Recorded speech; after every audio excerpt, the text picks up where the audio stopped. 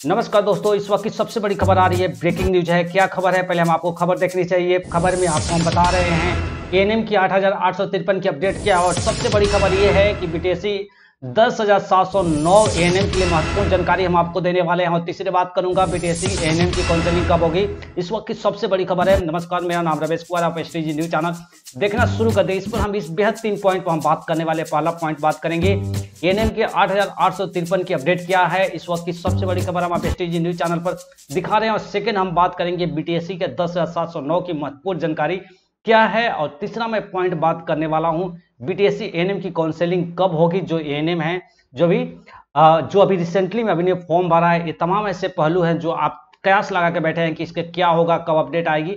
STG news channel पर आप भरोसा रखिए, इसका हर अपडेट आपसे सबसे पहले आपको पहुंचाएगा। एक चीज और कहूंगा कि अभी तक इस चैनल को आपने सब्सक्राइब नहीं किया तो सब्सक्राइब कर लीजिए, बेल आइकन को जरूर प्रेस कर लीजिएगा, और टेलीग्राम का लिंक इस डिस्क्रिप्शन बॉक्स में उसको भी आप फॉलो कर सकते हैं। चलिए हम पॉइंट पर सीधा बात करते हैं। पहला पॉइंट, हमसे तमाम लोग क्वेश्चंस करते हैं एएनएम का 8,853 का कब क्या अपडेट है। कुछ लोग निराश हो रहे हैं, कुछ फ्रस्ट्रेशन में हैं, कुछ सरकार के दोष दे रहे हैं, कुछ मंगल पांडे को, कुछ तेजस्वी यादव को। देखिए, तमाम सारी चीजें एक कयास है। आप लोग भरोसा रखिए, जिस तरह से तेजस्वी यादव जी ने आरा में गए थे, वहां पर आरा में तमाम जगह पर वो जाकर जिस तरह से अपनी चीजों को दिखा रहे हैं कि हम रोजगार देने के मूड में हैं, तो साफ साफ इससे अंदेशा यही लगता है कि सरकार जॉब देने की मूड में है। उसी के लेकर हम आपसे बात कर रहे हैं कि 8,853 के लिए आप निराश मत होइए। सरकार बहुत जल्द आपको अक्टूबर में आपकी ज्वाइनिंग पक्का करा देगी। आप नोट कर कर लिख लीजिए। ये सूत्रों के हवाले से खबर आ रही है। बीटीएससी की तरफ से हमने बात किया, बीटीएससी के कई अधिकारी से हमारी बात हुई, ठीक है। उन्होंने साफ साफ कहा कि आप टेंशन मत लीजिए, बच्चे को हम जानते हैं कि फ्रस्ट्रेशन में हैं, ठीक है, लेकिन जब तक सरकार का आदेश नहीं आएगा तब तक हम अपडेट नहीं देंगे। इसीलिए हम कह रहे हैं कि अक्टूबर तक आपको जरूर इंतजार करना चाहिए। तो आप लोग जरूर टेंशन मत लीजिएगा। इस वक्त की सबसे बड़ी खबर हम आपको बता रहे हैं, ब्रेकिंग न्यूज है। इस वक्त की एसटीजी न्यूज चैनल पर ही हम आपको दिखा रहे हैं कि एएनएम के 8,853 के लिए कोई निराश होने की बात नहीं है। जिनकी संविदा पर जो है वो जॉब हो जाएगी अक्टूबर में, इस बात को आप जरूर ध्यान रखिएगा। अब सेकेंड पॉइंट पर हम बात करने वाला हूं। जैसा कि आप जानते हैं 10,709 जो है उनकी महत्वपूर्ण जानकारी हम आपको दे रहे हैं। आप जरूर इस बात को ध्यान रखिएगा। आप जाकर चाहे तो बीटीएससी के वेबसाइट पर आप इसको पीडीएफ को देख सकते हैं। क्या नोटिफिकेशन है, एक हमारे जिम्मेवार चैनल होने के नाते हमें भी आपको अपडेट देनी चाहिए। अपडेट क्या है, पहले उस अपडेट को आपको देखना चाहिए। जैसा कि आप देख सकते हैं, बिहार सरकार के बिहार तकनीकी सेवा आयोग की तरफ से निकला है आवश्यक सूचना है, विज्ञापन संख्या 3/22 के लिए विश्लेषण पद पर नियुक्ति पद पर काउंसलिंग में उपस्थित सभी अभ्यर्थियों के पदांक रजिस्ट्रेशन नंबर के साथ आयोग के वेबसाइट पर, जैसे कि वेबसाइट आप देख सकते हैं www.btsc.bih.nic.in पर आप देख सकते हैं। क्या खबर है, उस खबर को आपको ध्यान से समझना चाहिए। सभी अभ्यर्थियों को अपना registration number, mobile number, email ID, जन्म तिथि डालकर दर्शाई गई है। सभी को वितरणीय नाम, पिता पति के नाम, जन्म तिथि, लिंग, कोटि, प्रांत आदि को देखकर संतुष्ट हो लें। किसी भी प्रकार की कोई त्रुटि होने पर, प्रांत असंतुष्ट होने पर आप अपना आपत्ति के कारण सहित दिनांक 16/9/2022 से 23/9/2022 तक आयोग के वेबसाइट पर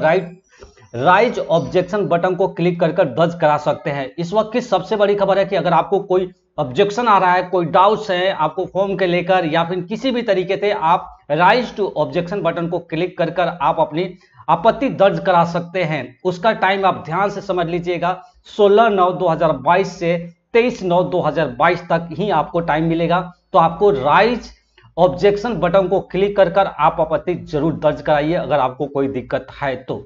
आपत्ति क्या क्या हो सकती है, पहला पॉइंट पर आप देखिए, ऑनलाइन आवेदन जिस कोटि में दावा किया गया है परंतु काउंसलिंग में किसी अन्य कोटि को प्रमाण पत्र दिया गया है अथवा निर्धारण तिथि 15/7/2022 के बाद प्रमाण पत्र के प्रस्तुत किया गया है, वैसे अभ्यर्थियों के साथ समान कोटि में रखा जाएगा। इसका मतलब समान है, साफ है कि इसका मतलब अगर आपने कोटि यानी कैटेगरी आपने सिलेक्ट किया है और डॉक्यूमेंट किसी और को आपने कोटि का आपने जमा कर दिया है, तो उस कंडीशन में आपको आपका जो जनरल में आपको डाल दिया गया। इसका मतलब साफ है कि ऑनलाइन में जिस कोटि में आपको कोटि के लिए दावा किया है उसका डॉक्यूमेंट होना जरूरी है। ऐसे केस में आपका जनरल में होना चाहिए। अगर जनरल में होता है तो आपका मार्क्स ज्यादा होना चाहिए, जनरल का कट ऑफ और ज्यादा जा सकता है, इसलिए आपको मुश्किलें ये बढ़ा सकता है। अब सेकंड पॉइंट को आपको देखना चाहिए, वैसे महिला अभ्यर्थी जिसके द्वारा आरक्षित कोटि का दावा किया गया है परंतु जाति और क्रीम लेयर सहित पति के नाम निर्गत है वैसे अभ्यर्थियों को समान कोटि में रखा गया है।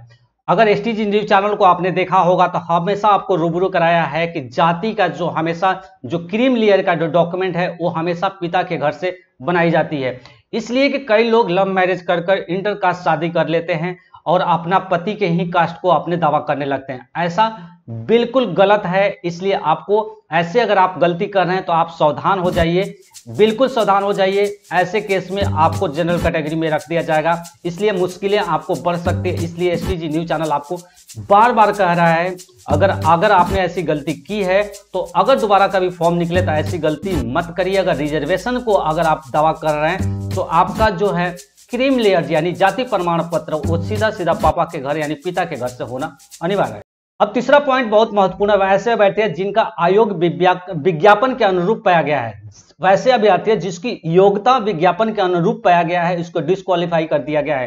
यानी साफ साफ वैसे डॉक्यूमेंट वैसे अभ्यर्थी जिनकी योग्यता विज्ञापन के अनुरूप नहीं है, यानी जो एज है आगे 21 मांगा गया है, ये मान लीजिए उसमें 4 महीने कम है, तो वैसे लोगों को डिस्क्वालीफाई कर दिया गया है। या फिर वैसे लोग फॉर्म भर दिए हैं जिनके पास एएनएम की डिग्री ही ना हो, वो गलती से फॉर्म भर दिए हों, या फिर वो ट्राई करना चाह रहे हैं कि क्या बीटीएससी के पास ऐसा कोई सिस्टम है या नहीं है कि जिसको पता कर सके कि गलत फॉर्म भराए हैं या नहीं है, तो वैसे को लोगों को डिस्क्वालीफाई कर दिया गया है। यानी वैसे लोगों का कोई यहाँ पर जगह नहीं है, बीटीएससी ऐसा दावा कर रही है। चौथा पॉइंट भी बहुत महत्वपूर्ण है। वैसे अभ्यर्थी जो संविदा के आधार पर खाद्य विश्लेषण पद के कार्यरत नहीं पाए गए हैं उन्हें कार्य अनुभव का अंक नहीं दिया जाएगा। जैसा कि आप जानते हैं कार्य अनुभव क्या होता है, 1 साल का 5 मार्क्स मिलेगा, वो आपको नहीं मिल पाएगा। अगर आपने संविदा पर आप काम नहीं किए हैं तो आपको ऐसी फैसिलिटी नहीं मिलेगी। जो 5 मार्क्स मिलता है वो नहीं मिलेगा।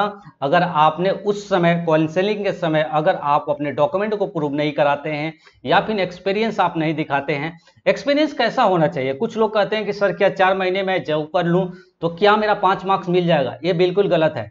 आपको 365 दिन होना चाहिए। ये नहीं है कि अगर आपकी नौकरी मान लीजिए जुलाई में लगती है तो आप दिसंबर तक आपने काउंट कर लिया कि हमें 5 मार्क्स मिलेगा, ऐसा नहीं है। 365 दिन वर्किंग होना चाहिए तभी आपको 5 मार्क्स मिलेगा। अगर उसमें से 5 दिन 365 में से भी कम है तो आपको 0 मार्क्स मिलेगा। इसलिए आप इस चीजों को ध्यान रखिए। अगर आप दावा कर रहे हैं तो आपका डॉक्यूमेंट बहुत ही इंपॉर्टेंट है। नोट को भी हमें पढ़ना चाहिए। प्राप्त आपत्ति के पश्चात सभी अभ्यर्थियों को अंक को पुनः जांच की जाएगी एवं जांचोपरांत मेगा सूची को प्रकाशित की जा सकेगी। यानी पूरी तरीके से जांच पड़ताल होगा, इसके बाद ही आपको जो है बुलाया जाएगा काउंसलिंग के लिए। आप ध्यान रखिए कि इस बार का जो कट ऑफ है वो बिल्कुल हाई जाने वाला है। अब तीसरा पॉइंट बेहद इंपॉर्टेंट है, उसको भी बात करना चाहिए। बीटीएससी एएनएम की काउंसलिंग कब होगा, ये बहुत बड़ा सवाल है और लोग इसके लिए कयास लगा रहे हैं। बार बार हम कह रहे हैं कि आपको आप ध्यान से सुन लीजिएगा। एसटीजी न्यूज चैनल बार बार आपको रूबरू करा रहा है, बता रहा है कि आप इस पर जरूर ध्यान दीजिए। 6 से 7 महीना लग सकता है। यानी ये बात समझ लीजिए कि जब भी काउंसलिंग होगी यानी 2023 में मार्च के बाद ही हो सकता है, इससे पहले होने के कोई चांस नहीं है। बीटीएससी के ऊपर बहुत सारा प्रेशर है, बहुत सारे वर्क का प्रेशर है, चाहे आयुष डॉक्टर के लेकर तमाम ऐसी वैकेंसियां हैं जो अभी बीटीएससी के पास है, पहले उसको देखा जाएगा। लेकिन हाँ, इसके बीच जो भी आपकी ऑनलाइन जितने भी फॉर्म अप्लाई हुए हैं, हमने बताया है कि 1,10,000 के आसपास फॉर्म अप्लाई हुए हैं। अगर उसमें से एज इशू हो या फिर डॉक्यूमेंट का इशू हो, वो सारे ऑनलाइन प्रोसेस होता रहेगा।